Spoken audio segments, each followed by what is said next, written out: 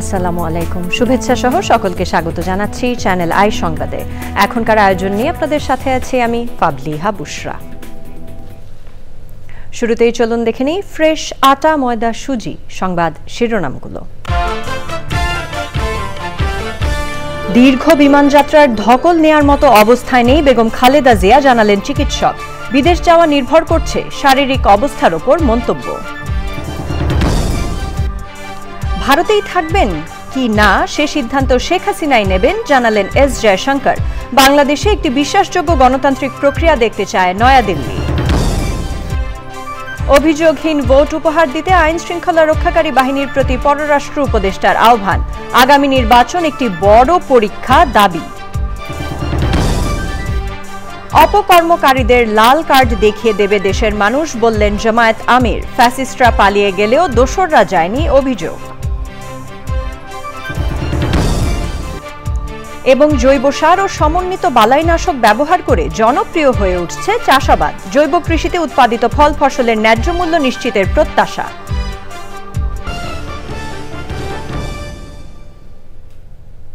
এছাড়া নিটোল টাটা বিশেষ সংবাদে থাকছে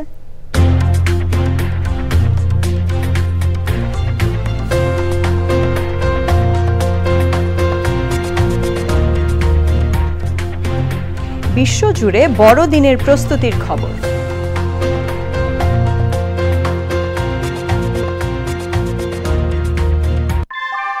ভূমিকম্প সহনীয় মোস্ট ডিউরেবল দেশের প্রথম থার্মেক্স রড সালাম স্টিল। সালাম স্টিল বোঝে ডিউরেবিলিটি। সালাম স্টিল, মোস্ট ডিউরেবল স্টিল। সংবাদ শিরোনামগুলো জানাচ্ছিলাম। এখনকার এই সংবাদ আয়োজন একই সঙ্গে চ্যানেল আইয়ের ইউটিউব চ্যানেল এবং চ্যানেল আইয়ের ওটিটি প্ল্যাটফর্ম আই স্ক্রিনে লাইভ স্ট্রিম হচ্ছে। এবার জানাবো বিস্তারিত। দীর্ঘ বিমানযাত্রার ধকল নেয়ার মতো অবস্থায় নেই সাবেক প্রধানমন্ত্রী ও বিএনপি চেয়ারপারসন বেগম খালেদা জিয়া। শনিবার বিকেলে ব্রিফিংয়ে তার ব্যক্তিগত চিকিৎসক ডক্টর এজেডএম জাহিদ হোসেন জানিয়েছেন, সেজন্যই বেগম জিয়ার লন্ডন যাওয়া বিলম্বিত হচ্ছে। সাবেক প্রধানমন্ত্রীর চিকিৎসা নিয়ে গুজব না ছড়ানোরও আহ্বান জানান তিনি। রিজভিন আওয়াজের রিপোর্ট। 6 ডিসেম্বর শনিবার বিকেলে কাতার সরকারের এয়ার অ্যাম্বুলেন্স ঢাকায় আসবে। রোববার লন্ডনের উদ্দেশ্যে রওনা হবেন সাবেক প্রধানমন্ত্রী ও বিএনপি চেয়ারপারসন বেগম খালেদা জিয়া। শুক্রবার এমন তথ্য জানানো হয়েছিল বিএনপির পক্ষ থেকে। দিনভর উদ্বেগ উৎকণ্ঠার অবসান হলো বিকেলে ব্রিফিংয়ে। এয়ার অ্যাম্বুলেন্সের কারিগরি ত্রুটির কারণে ওটাও যেমন আসতে পারে না, এটা সত্যি কথা। অন্যদিকে মেডিকেল বোর্ডের সদস্যগণ জরুরিভাবে মেডিকেল বোর্ডের সভা করে এবং একসাথে বসে সিদ্ধান্ত নিয়েছিল যে ওই মুহূর্তে ওনার ফ্লাই করার সঠিক হবে না।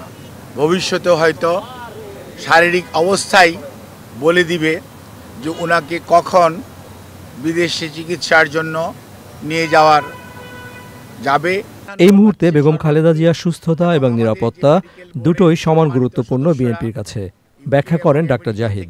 দেশনেত্রীর এর প্রতি যদি আপনাদের শ্রদ্ধা এবং ভালোবাসার নিদর্শন স্বরূপ বিনীতভাবে অনুরোধ করব, আপনারা দয়া করে যে শর্ট ফ্যাক্ট এটার বাইরে কেউ গুজব ছড়িয়ে মানুষকে দয়া করে বিভ্রান্ত করবেন না। মেডিকেল বোর্ড অত্যন্ত আশাবাদী যে এবারও ওনার যে শারীরিক জটিলতা, এটা থেকে আপনাদের দোয়া এবং আল্লাহর অশেষ মেহেরবানিতে ইনশাআল্লাহ দেশনেত্রী বেগম খালেদা জিয়া সুস্থ হবেন। 23 নভেম্বর থেকে এভারকেয়ার হাসপাতালে চিকিৎসাধীন রয়েছেন বেগম খালেদা জিয়া।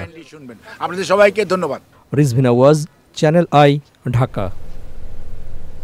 বাংলাদেশের ক্ষমতাচ্যুত সাবেক প্রধানমন্ত্রী শেখ হাসিনার ভারতে অবস্থান পুরোপুরি তার ব্যক্তিগত সিদ্ধান্ত বলে জানিয়েছেন ভারতের পররাষ্ট্রমন্ত্রী এস জয়শঙ্কর। তিনি বলেন, যে পরিস্থিতির মুখে তিনি নিজের দেশ ছাড়তে বাধ্য হয়েছেন সেটি এখন তার ভবিষ্যৎ সিদ্ধান্তকে প্রভাবিত করছে। ভারতীয় সংবাদ মাধ্যম এনডিটিভির প্রতিবেদনে এ তথ্য প্রকাশিত হয়েছে। গত মাসে আন্তর্জাতিক অপরাধ ট্রাইব্যুনাল শেখ হাসিনাকে মানবতাবিরোধী অপরাধের অভিযোগে মৃত্যুদণ্ডাদেশ দিয়েছেন। বাংলাদেশের নতুন রাজনৈতিক অবস্থায় জয়শঙ্কর বলেন, ভারত তার প্রতিবেশী দেশে একটি বিশ্বাসযোগ্য গণতান্ত্রিক প্রক্রিয়া দেখতে চায়। That's a different issue, isn't it? She came here in a certain circumstance, and I think that circumstance clearly sort of is a factor in what happens to her. But again, that is something in which she has to make up her mind. এবার জাতীয় সংসদ নির্বাচন 2026 প্রসঙ্গ।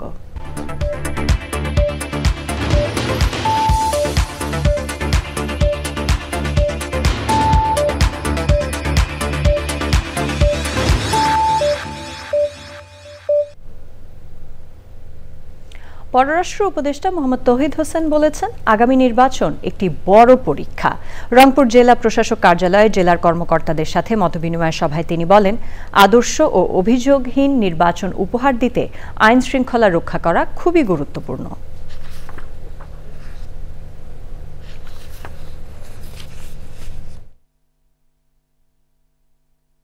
Professor Yunus কিন্তু সবসময় বলছেন যে এটা একটা আদর্শ নির্বাচন হতে হবে, যেটা থেকে কারো কোনো কমপ্লেন থাকবে না, এবং সেক্ষেত্রে আইন শৃঙ্খলাটা খুব গুরুত্বপূর্ণ। কারণ যেই ক্যান্ডিডেটের হারার সম্ভাবনা, তিনি কিন্তু সবসময় গণ্ডগোল সৃষ্টি করার চেষ্টা করতে পারেন, এটা মনে রাখতে হবে। সেটা মনে রেখেই আমি আশা করি যে যথেষ্ট ব্যবস্থা নেওয়া হবে।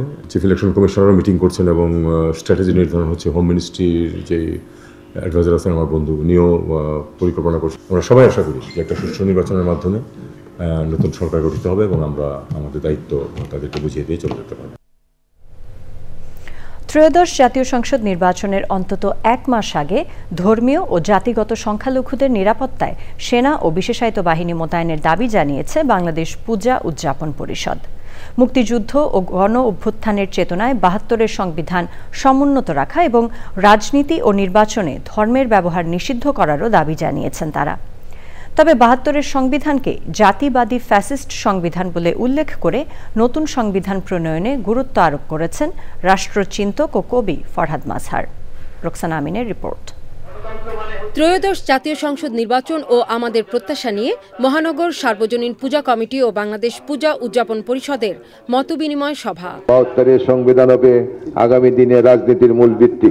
জাতীয় নির্বাচনের পূর্বাপর অন্তত 1 মাস ধর্মীয় জাতিগত সংখ্যালঘুদের নিরাপত্তায় সেনা ও বিশেষায়িত বাহিনী মোতায়েন নিশ্চিত করতে হবে। ভোটাররা ভোট কেন্দ্রে নির্ভয়ে যেতে পারবে কিনা সে বিষয়ে শঙ্কা প্রকাশ করেন বিশিষ্টজনেরা। সংখ্যালঘু সম্প্রদায়ের তারা ভোট কেন্দ্রে নির্ভয়ে যেতে পারবেন কিনা, ভোট দিয়ে নির্বিঘ্নে আসতে পারবেন কিনা, এবং আসার পরও ভোটের ফলাফলের উপর তিনি আক্রান্ত হবেন কিনা, এই প্রশ্ন, এই জ্বলন্ত প্রশ্নগুলো সামনে আছে। নির্বাচন হয়তো হবে না, দেশটা কোথায় যাবে? অন্ধকার যুগে যাবে নাকি গণতন্ত্র মুক্তিযুদ্ধের দেশ, যে আমাদের বৈষম্যহীন সমাজ গড়তে চেয়েছি, প্রত্যেকটা নাগরিকের নাম মানবাধিকার চেয়েছি, সেটা থাকবে? এটা আজকে পরীক্ষার বিষয়। নির্বাচনের সময় এবং নির্বাচনের পরেও আরো 1 মাস যেন রাষ্ট্রের বিভিন্ন বাহিনী, প্রশাসন এই জাতিগত ধর্মীয় সংখ্যালঘু মানুষের সঙ্গে থাকে।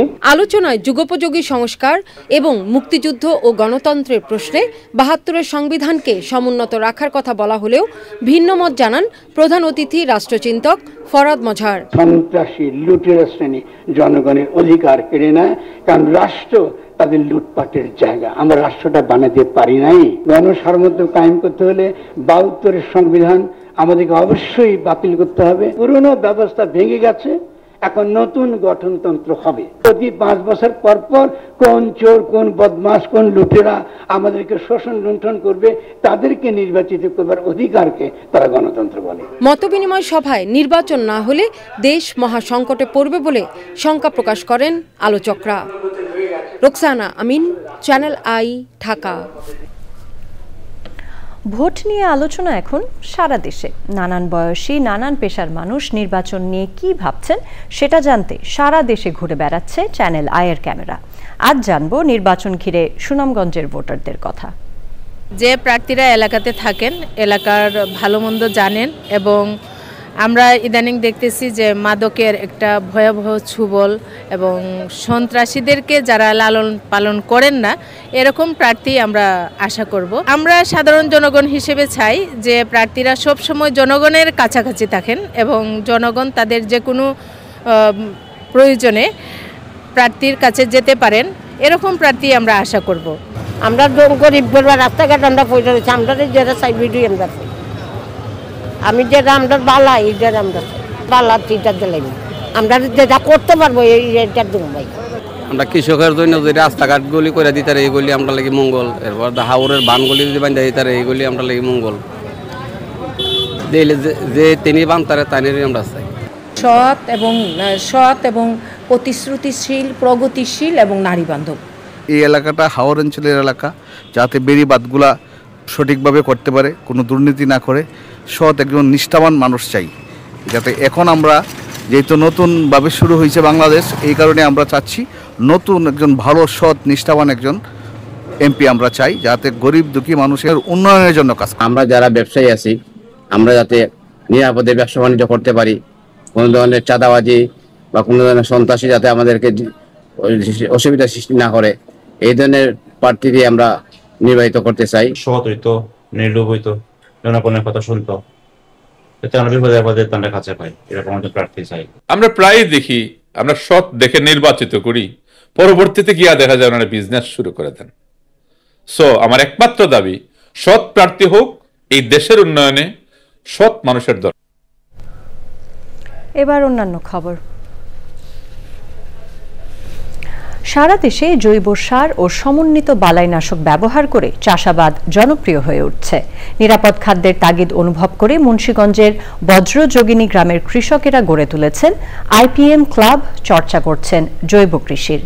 তারা বলছেন, ভোক্তারা সচেতন হলে বাজারে জৈব কৃষিতে উৎপাদিত ফল ফসলের ন্যায্য মূল্য নিশ্চিত হবে। বিস্তারিত জানাচ্ছেন শাইখ সিরাজ। মাঠে শীতের সকালের সোনালী আলো, তার মাঝেই ব্যস্ত কৃষকের কর্মচাঞ্চল্য। মুন্সিগঞ্জের বজ্রযোগিনী হয়ে উঠেছে জৈব কৃষির একটি সফল গ্রাম। বেশি টাকা দিয়ে জমিনে বেশি সার দিতে টাকা লাগে, এখন জৈব সারটা উৎপাদন করতে আমাদের টাকা লাগে না। যেরকম কচুরিপানা, জমিনের গাছকুড়া, গরুর ফাঁস, এখন আমাদের এখানে 90% মানুষই এই পদ্ধতি করে। খরচ কম, আপনার উৎপাদন বেশি, খাওয়ায় সুস্বাদ বেশি, মানুষের নিরাপদের জন্য, আমরা সুস্থ স্বাস্থ্যের জন্য মানে এরা বুঝতে পারছে। আইপিএম ছাড়াও কৃষকরা শিখছে গ্যাপ, গুড এগ্রিকালচার প্র্যাকটিস বা শুদ্ধ কৃষি চর্চা। এটার ভিতরে মাটির টেস্ট আছে, মাটিটা কি নিয়ন্ত্রণ আছে কিনা, তারপর আমরা যে পানিটা স্প্রে করব ওই পানিটা কি ভেজালটা আছে কিনা পরীক্ষা দিয়ে আমরা ওই পানিটা স্প্রে করতে হয়। রাসায়নিক সারটা এটা থেকে আপনি লুজ করে নেয়, আর যে জৈব সারটা খুব টাইট থাকে। এই পরিবর্তনের মূল প্রেরণা উপসহকারী কৃষি কর্মকর্তা মোহাম্মদ সেলিম হোসেন। এখানে 2টা গ্রুপে 50 জন চাষিকে আমরা নিরাপদ সবজি উৎপাদনের লক্ষ্যে প্রশিক্ষণ দিয়েছি। জৈব সার, তারপর জৈব বালাইনাশক এরা ব্যবহার করে, সেই অনুযায়ী এরা পরিচর্যা করতেছেন এবং এদের ফসল মানে জনপ্রিয় হয়ে উঠছে। এই কৃষকরা বুঝতে পেরেছেন আইপিএম বা জৈব পদ্ধতির দিকে এগুলে ভবিষ্যতের কৃষি হবে আরো টেকসই আর লাভজনক। প্রথমত আইপিএম এবং পরবর্তীতে গ্যাপ বা শুদ্ধ কৃষি চর্চার সামান্য কিছু অনুশীলন করে পরিবেশ বান্ধব এবং মানুষের খাওয়ার উপযোগী ফসল যে উৎপাদন করা যায় তার একটা নজির গড়েছেন এই পুকুরপাড়ার কিছু কৃষক। বাংলাদেশে আইপিএম দীর্ঘ সময়ের একটা যাত্রা, কিন্তু সেভাবে সম্প্রসারণ ঘটেনি। এই সময় এসে দাঁড়িয়েছে আবার গ্যাপ। দুটো মিলিয়ে এই দেশের কৃষককে যদি প্রশিক্ষিত করা যায়, তাহলে খুব শীঘ্রই আমরা নিরাপদ খাদ্যের একটা যোগান পেতে পারি। মুন্সিগঞ্জের বজ্রযোগিনীর পুকুরপাড়া থেকে শাইখ সিরাজ, চ্যানেল আই। এ নিয়ে বিস্তারিত প্রতিবেদন প্রচারিত হবে আজ রাত 9টার সংবাদের পর হৃদয়ে মাটিও মানুষ অনুষ্ঠানে। দেখার আমন্ত্রণ রইল। এবার আমাদের বিশেষ আয়োজন বিজয়ের মাস।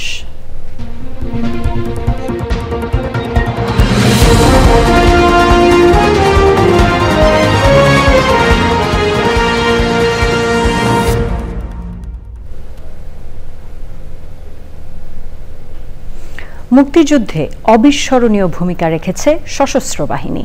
৭১-এর ২৫শে মার্চ কালরাতে পাকিস্তানি বাহিনী গণহত্যা শুরু করলে সেনাবাহিনীতে কর্মরত বাঙালি অফিসার ও সদস্যরা সাধারণ মানুষকে সাথে নিয়ে প্রতিরোধ গড়ে তোলেন।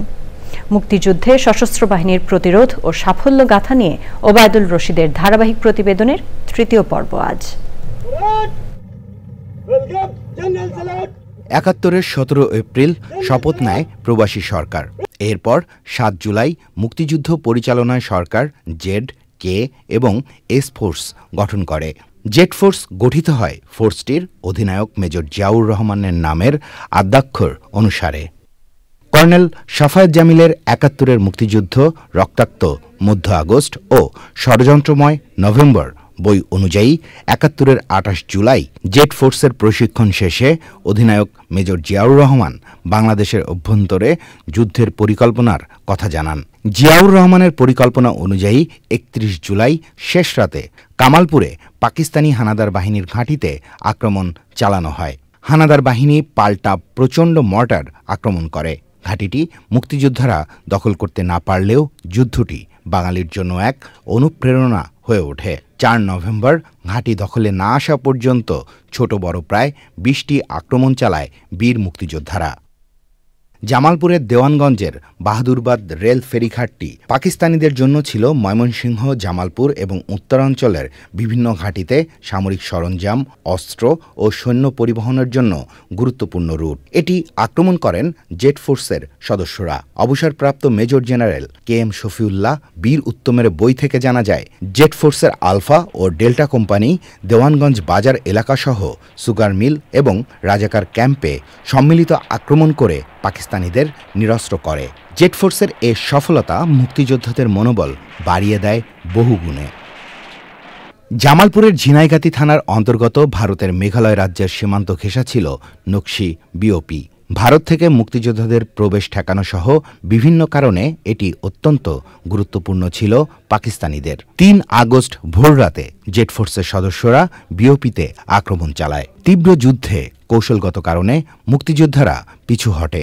এ আক্রমণের দায়িত্বে ছিলেন সে সময়ের ক্যাপ্টেন আমিন আহমেদ চৌধুরী। তার লেখা বই ১৯৭১ ও আমার সামরিক জীবন থেকে বিস্তারিত জানা যায়। KM শফিউল্লাহ তার বইয়ে এ যুদ্ধ প্রসঙ্গে লিখেছেন, হারজিত দিয়ে সবসময় যুদ্ধের মান নির্ধারণ করা হয় না, তাই নকশি সীমান্ত ফাঁড়ির যুদ্ধ যে কোনো বিজয়ের চেয়েও গুরুত্বপূর্ণ।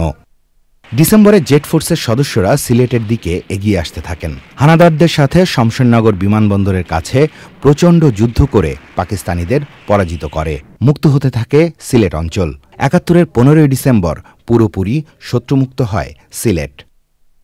মুক্তিযুদ্ধে সর্বোচ্চ সংখ্যক বীরত্বসূচক পদক লাভ করে বাংলাদেশের ইতিহাসে উজ্জ্বল হয়ে আছে জিয়াউর রহমানের জেট ফোর্সের নাম।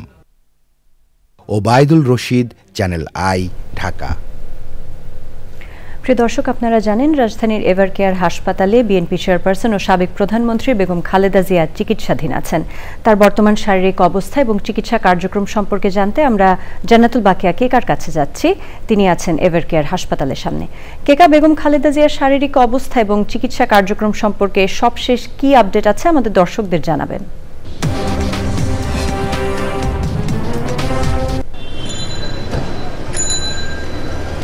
বর্ষা, আপনাকে ধন্যবাদ। আসলে গত দুদিন বেগম খালেদা জিয়ার শারীরিক অবস্থা এবং তাকে উন্নত চিকিৎসার জন্য লন্ডনে নিয়ে যাওয়ার জন্য এক ধরনের উত্তেজনা ছিল গোটা মিডিয়া জুড়ে, গণমাধ্যম জুড়ে, দেশ জুড়ে। জনমানুষের মধ্যে আগ্রহ ছিল। আজকে বিকেল 4টায় বেগম খালেদা জিয়ার যে মেডিকেল বোর্ডের চিকিৎসক ডাক্তার AZM জাহিদ হোসেন বিকেল 4টায় কিন্তু প্রেস ব্রিফিং করে অনেকটাই সেই উত্তেজনার মধ্যে কিছুটা হলেও প্রশমিত করেছেন, এই বার্তা দিয়ে যে বেগম খালেদা জিয়ার শারীরিক যে অবস্থা সেটার চেয়েও বড় কথা যে উদ্ধার তখন তার শরীর সেই ধকলটা নিতে পারবে কিনা এই বিবেচনায় মেডিকেল বোর্ড বলছে যে এয়ার অ্যাম্বুলেন্সে করে দীর্ঘ যাত্রাপথে নেওয়ার জন্য সব ধরনের প্রস্তুতি তাদের আছে, তবে তার শারীরিক অবস্থার বিবেচনায় ঊর্ধ্বাকাশে কি হবে সেইটা তারা যথাযথ বিবেচনা করে। জি কেকা, আপনাকে অসংখ্য ধন্যবাদ। কেকে আমাদের জানাচ্ছিলেন বেগম খালেদা জিয়ার শারীরিক অবস্থার সবশেষ আপডেট। বাংলাদেশ জামায়াতে ইসলামের আমির ডক্টর শফিকুর রহমান বলেছেন, নির্বাচন বানচালের চেষ্টা করলে জনগণ তা প্রতিহত করবে। তিনি দাবি করেন, ফ্যাসিস্টরা পালিয়ে গেছে, কিন্তু ফ্যাসিস্টদের কালো ছায়া এখনো যায়নি। বর্তমানে দ্বিগুণ উদ্যমে আরেক দল চাঁদাবাজি ও নৈরাজ্য চালিয়ে যাচ্ছে বলে দাবি করেন তিনি।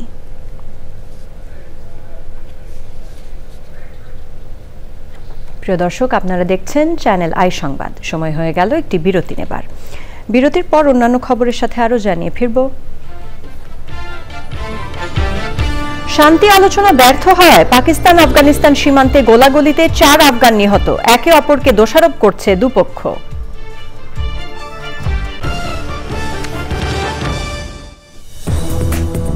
বিরতির পর সাথে থাকার জন্য ধন্যবাদ সবাইকে। পরিবেশ, বন ও জলবায়ু পরিবর্তন মন্ত্রণালয়ের উপদেষ্টা সৈয়দা রিজওয়ানা হাসান বলেছেন, বন্যপ্রাণী রক্ষায় নতুন প্রজন্মের ভূমিকা গুরুত্বপূর্ণ। দুপুরে রাজধানীর আগারগাঁও বন ভবনে বন্যপ্রাণী, বন ও জীববৈচিত্র্য সংরক্ষণে স্বেচ্ছাসেবী ও স্বেচ্ছাসেবী সংগঠনের প্রতিনিধিদের সাথে মতবিনিময় সভায় তিনি জানান, বন্যপ্রাণী অপরাধ মোকাবেলায় নতুন ইউনিট গঠনের অনুমোদনের পাশাপাশি উদ্ধার কার্যক্রমে আধুনিক সরঞ্জাম ও পরিবহন সহায়তা নিশ্চিতেও উদ্যোগ নেওয়া হয়েছে। জীববৈচিত্র্য রক্ষায় উৎসাহ দিতে আগামী বছর ৬৪ জেলায় ৬৪ জন বন্যপ্রাণী কর্মীকে স্বীকৃতি প্রদান করা হবে বলেও ঘোষণা দেন পরিবেশ উপদেষ্টা। জনপ্রশাসন এবং অর্থ মন্ত্রণালয় বন্যপ্রাণী ইউনিট নামে নতুন একটা ইউনিট খুলতে আমাদেরকে অনুমোদন দিয়ে দিয়েছে। আরেকটা হচ্ছে বন্যপ্রাণী ট্রাস্ট ফান্ড, এটা আমাদের আইনে অনুমোদন হয়েছে, এখন বিধিমালা করে টাকাটা আনতে হবে। বন বিভাগ ফ্যাসিলিটেটিভ রোল পালন করবে, অ্যাকচুয়াল ইমপ্লিমেন্টেশনের কাজটা দিয়ে দিতে হবে এরকম প্ল্যাটফর্ম এবং তরুণদেরকে এবং ভলেন্টিয়ারদেরকে, আর বন বিভাগ রেগুলেশনের কাজ করবে। পাকিস্তান আফগানিস্তান শান্তি আলোচনা ব্যর্থ হওয়ার পর দুদেশের সীমান্তে শুক্রবার রাতভর গোলাগুলির ঘটনায় 4 বেসামরিক আফগান নাগরিক নিহত হয়েছে বলে দাবি করেছে তালেবান সরকার। তালেবানের মুখপাত্র অভিযোগ করেছেন, পাকিস্তানি বাহিনী কান্দাহার প্রদেশের স্পিন বোলদাক জেলায় আকস্মিক হামলা চালিয়েছে। আর পাকিস্তানের প্রধানমন্ত্রীর দপ্তরের দাবি, আফগান বাহিনী চামান সীমান্তে অযৌক্তিকভাবে আগে গুলি করেছে। নিটোল টাটা বিশেষ সংবাদ।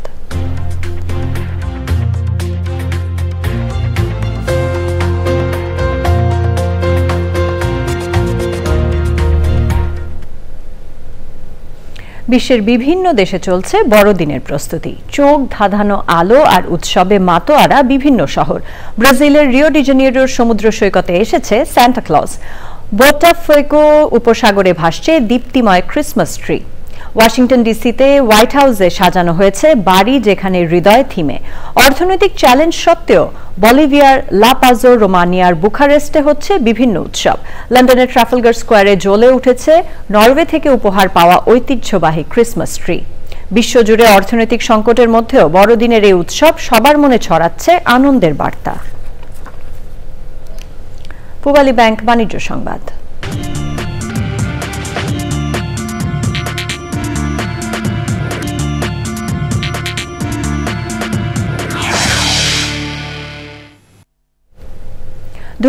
সালের নভেম্বরে বাংলাদেশের রপ্তানি আয় দাঁড়িয়েছে $৩,৮৯১ মিলিয়ন, যা আগের মাসের তুলনায় ১.৭৭% বেশি।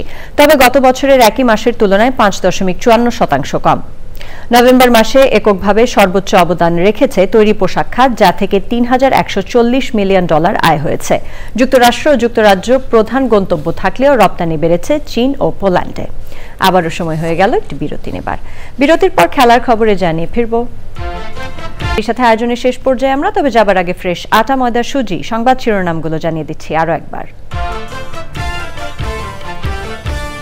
দীর্ঘ বিমান যাত্রার ধকল নেয়ার মতো অবস্থায় নেই বেগম খালেদা জিয়া, জানালেন চিকিৎসক। বিদেশ যাওয়া নির্ভর করছে শারীরিক অবস্থার উপর, মন্তব্য। ভারতেই থাকবেন কিনা সে সিদ্ধান্ত শেখ হাসিনাই নেবেন, জানালেন এস জয়শঙ্কর। বাংলাদেশে একটি বিশ্বাসযোগ্য গণতান্ত্রিক প্রক্রিয়া দেখতে চায় নয়াদিল্লি।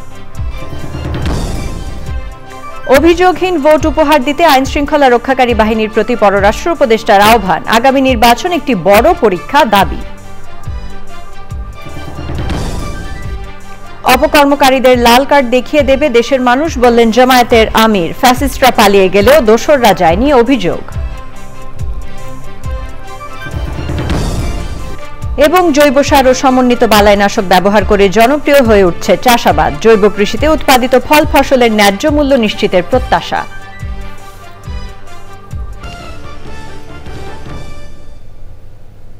দর্শক, এতক্ষণ আমাদের সাথে থাকার জন্য ধন্যবাদ সবাইকে।